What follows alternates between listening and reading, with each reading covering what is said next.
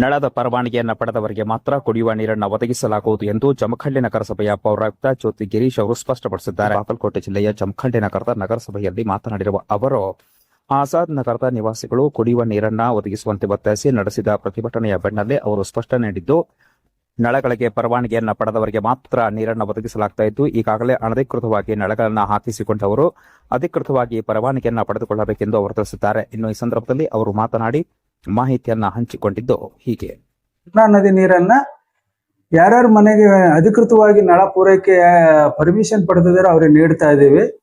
ಉಳಿಕೆ ಅನಧಿಕೃತವಾಗಿ ಯಾರ್ಯಾರು ಇದು ಮಾಡಿದ್ರೆ ಅವ್ರ ನಳಗಳನ್ನು ಬಂದ್ ಮಾಡಿಸ್ತಾ ಇದ್ದೀವಿ. ಮತ್ತು ಸಾರ್ವಜನಿಕವಾಗಿ ಬೋರ್ವೆಲ್ ನೀರು ಅನಗತ್ಯವಾಗಿ ಎಲ್ಲರ ಮನೆಗೂ ಕನೆಕ್ಷನ್ಗಳು ತಗೊಂಡಿದ್ದಾರೆ.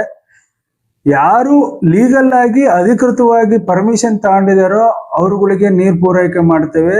ಉಳಿಕೆ ಇರುವುದರಿಗೆ ನಾವು ನಗರಸಭೆಯಿಂದ ಈಗ ಬಂದ್ ಮಾಡಿಸ್ತಾ ಇದ್ದೇವೆ. ಬಂದ್ ಮಾಡಿ ಅವರಿಗೆ ಅಧಿಕೃತವಾಗಿ ಪರ್ಮಿಷನ್ ಪಡೆದುಕೊಂಡು ನೀವು ನೀರು ಬಳಕೆ ಮಾಡ್ರಿ, ಇಲ್ಲ ಅಂದ್ರೆ ನಾವು ದಿನನಿತ್ಯದ ಸಾರ್ವಜನಿಕವಾಗಿ ಬಳಕೆಯಾಗುವ ನೀರಿಗೆ ಲೇಬರ್ ವೇಜಸ್ ಆಗಲಿ, ಪೈಪ್ ಲೈನ್ಗಳೇ ಆಗಲಿ, ಪ್ರತಿಯೊಂದನ್ನು ಇದರಿಂದನೇ ನಾವು ನಗರಸಭೆ ವ್ಯಯ ಮಾಡಬೇಕಾಗಿರುತ್ತದೆ.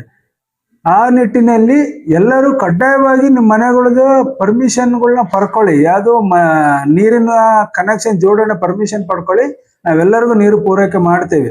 ಯಾರು ಪರ್ಮಿಷನ್ ಇಲ್ವೋ ಅವ್ರದ್ದು ನಳವನ್ನ ಅಧಿಕೃತವಾಗಿ ನಾವೆಲ್ಲ ಸಿಬ್ಬಂದಿ ಸೇರಿ ಬಂದ್ ಮಾಡಿಸ್ತಾ ಇದೀವಿ ಎಂದು ಈ ಮೂಲಕವಾಗಿ ಸಾರ್ವಜನಿಕರಿಗೆ ತಿಳಿಸ್ತಿದ್ದಾರೆ.